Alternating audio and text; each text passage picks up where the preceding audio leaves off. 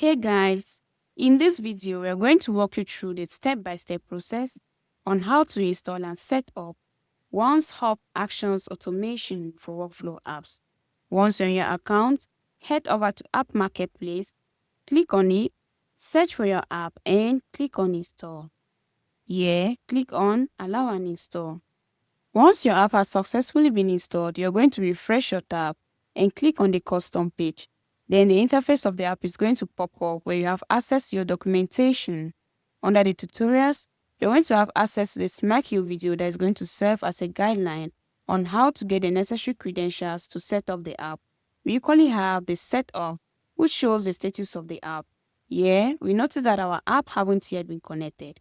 But no worries, we're going to walk you through on how to connect and set up the app. First thing, you're going to head over to your account line. Once you're here, click on this. From the drop-down menu, you're going to complete setup.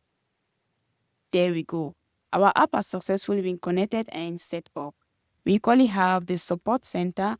At the level support center, you can create a ticket for our support team or you can book a call with our support team. We have the changelog. Here, you're going to see the necessary notifications concerning the new updates and the changes of this app.